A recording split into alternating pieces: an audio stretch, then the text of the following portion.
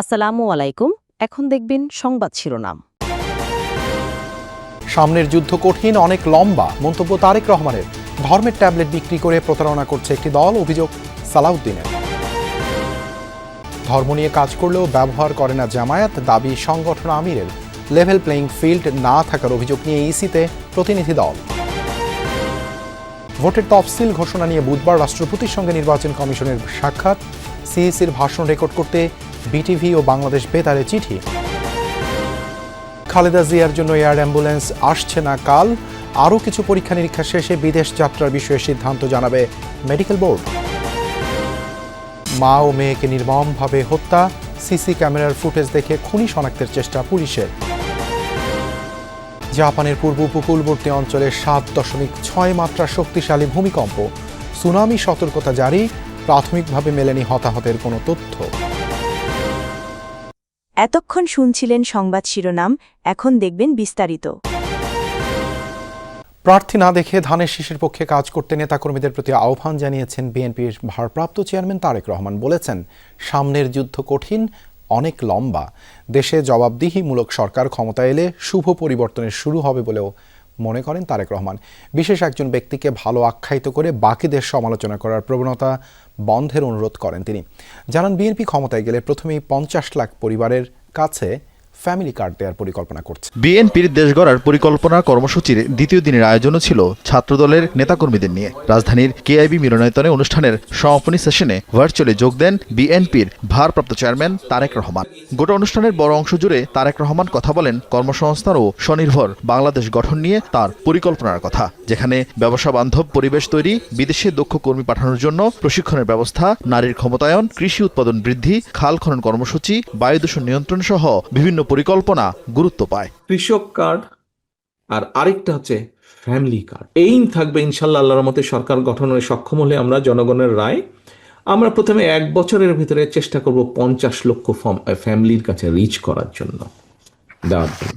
Laptop নিয়ে কোনো একটা হয়তো অনলাইনে কোনো একটা মার্কেটিং এর কাজ করছে, তাকে যদি আমরা এই যে বিভিন্ন স্বৈরাচারের সময় বিভিন্ন জায়গায় বড় বড় বিল্ডিং কতগুলো তৈরি করা হয়েছিল, আমরা যদি এই জায়গাগুলো স্টুডেন্টদেরকে দিয়ে দিই, তাদেরকে ছোট একটা অফিসের মতন করে আমরা দিয়ে দিতে পারি, তাহলে এখানে এসে বন্ধু বান্ধবরা মিলে তারা এসে এখানে তখন একটা কোম্পানি তৈরি করবে। কোম্পানি তৈরি করার মাধ্যমে তারা সেখান থেকে বেটার ভাবে কাজ করতে পারবে। এ সময় বিরোধী রাজনৈতিক দলের কর্মকাণ্ডের সমালোচনা করে তিনি বলেন, বিএনপি ছাড়া কেউই দেশের জন্য এখনো কোনো পরিকল্পনা জাতির সামনে তুলে ধরতে পারেনি। সৎ মানুষের শাসন দিব, আমরা দেশে ন্যায় বিচার উপস্থাপন করব, আমরা দেশে এই করবো, এইসব ভেগ টার্মে অনেকের অনেক বক্তব্য আছে অনেক রাজনৈতিক দলের। বাট দেশ নিয়ে, দেশের শিক্ষা, দেশের কৃষি, দেশের নারী সমাজ, সবগুলো বিষয় নিয়ে এইরকম প্রিসাইজ আলোচনা আর কোন রাজনৈতিক দল করেছে? নীতি আদর্শ পরিকল্পনাবিহীন একটি দল ধর্মের নামে ব্যবসা খুলে ভোট প্রার্থনা করছে বলে অভিযোগ করেছেন বিএনপির স্থায়ী কমিটির সদস্য সালাউদ্দিন আহমদ। দুপুরে দেশ গড়ার পরিকল্পনা কর্মসূচির দ্বিতীয় দিনের প্রথম সেশনে তিনি আরও বলেন, বিএনপি ক্ষমতায় গেলে জনবান্ধব কর্মসূচি গ্রহণ করবে। জানান, গণতান্ত্রিক উত্তরণে যারা বাধা দেবে তাদের প্রত্যাখ্যান করবে জনগণ। আগামীর পরিকল্পনা তুলে ধরে নেতাকর্মীদের স্লোগানের পরিবর্তে জ্ঞানভিত্তিক রাজনীতি চর্চার পরামর্শ দেন তিনি। দেশ গড়ার পরিকল্পনা কর্মসূচির দ্বিতীয় দিনের প্রশিক্ষণে অংশ নেয় ছাত্রদলের নেতাকর্মীরা। আমরা যা করছি তা হচ্ছে planning. Planning is half of the job. If you don't plan, you are planning to fail. তারা কেবলই বলছে যে এখানে একটু মার্কাতে ভোট দিলে তরতরাইয়া জান্নাতে যাবে, তার আগে ইহকালে কিভাবে চলবে এর কোনো বক্তব্য নাই। শুধুমাত্র ধর্মের নামে একটা ট্যাবলেট বিক্রি করে জনগণের সাথে প্রতারণা করার পরিকল্পনা করছে। ধর্ম নিয়ে কাজ করলেও ব্যবহার করে না জামায়াত, দাবি সংগঠন আমির ডাক্তার শফিকুর রহমানের। দুপুরে ইউরোপীয় ইউনিয়নের সাথে বৈঠক শেষে সাংবাদিকদের তিনি বলেন, ঘোষিত সময়ে নির্বাচন না হলে দেশ সংকটে পড়বে। এর আগে দলটির 6 সদস্যের প্রতিনিধি দল যায় নির্বাচন কমিশনে। ইসির সাথে বৈঠক শেষে দলটির সেক্রেটারি জেনারেল মিয়া গোলাম পারোয়ার অভিযোগ করেন, কমিশন এখনও নির্বাচনের লেভেল প্লেইং ফিল্ড নিশ্চিত করতে পারেনি, তবে নির্বাচন পেছানোর কোনো আশঙ্কা নেই বলেও সাংবাদিকদের জানান তিনি। আমরা ধর্মকে কখনো ব্যবহার করি নাই, করব না। ইউরোপীয় ইউনিয়নের প্রতিনিধির সাথে সোমবার সকালে বৈঠক করেন জামাতে ইসলামীর আমির ডাক্তার শফিকুর রহমান। পরে সাংবাদিকদের বৈঠকের বিষয়ে অবহিত করে বলেন, ব্যক্তি বা দলের জন্য নয়, জনগণের জন্য রাজনীতি করে তার দল। ধর্ম নিয়ে দলটি কাজ করলেও ব্যবহার করে না। নির্বাচন নিয়ে ডাক্তার শফিক বলেন, নির্বাচন পেছানোর সুযোগ নেই, তেমন হলে বিপর্যয় নামবে দেশে। আমরা ধর্মকে কখনো ব্যবহার করি নাই, করব না। ধর্ম আমাদের চিন্তার অঙ্গ, আমাদের কলিজার অংশ। আমরা ধর্ম নিয়েই কাজ করি, আমরা ধর্মকে ব্যবহার করি না। ধর্ম ব্যবহার করলে কে করে সেটা আপনারা ভালো বুঝেন। ইলেকশনের সময় নতুন করে যারা বেশি বেশি নামাজ শুরু করেন, টুপি পরেন, তসবিহ হাতে নিয়ে ঘুরান, ধর্মকে তারাই বোধহয় সম্ভবত ব্যবহার করে। এর আগে 11:30টায় দলটির 6 সদস্যের প্রতিনিধি দল নির্বাচন কমিশনের সাথে বৈঠকে বসেন। প্রায় 2 ঘন্টার বৈঠক শেষে সাংবাদিকদের সাথে কথা বলেন দলের সেক্রেটারি জেনারেল মিয়া গোলাম পরোয়ার। বর্তমান পরিস্থিতিকে নির্বাচনের জন্য লেভেল প্লেইং ফিল্ড বলার উপায় নেই বলে মন্তব্য করেন তিনি। মাঝে মাঝে খুব গুরুতর অবনতি আমরা দেখছি। একটা দলের সবার উপরে অন্য দলের হামলা। লেভেল প্লেইং ফিল্ড সম্পর্কে নিশ্চিত করতে পারেননি। বিদ্যমান প্রশাসনিক অবস্থার কিছু তথ্য প্রমাণ স্পেসিফিক আমরা ওনাদের সামনে তুলে ধরে বলেছি যে এই অবস্থা থাকলে এটাকে আমরা লেভেল প্লেইং ফিল্ড হিসেবে গ্রহণ করব না। ভোট কেন্দ্রে সিসি ক্যামেরা ব্যবহার নিশ্চিতে কমিশনকে দলটির পক্ষ থেকে আহ্বান জানানো হয়েছে বলেও জানান তিনি।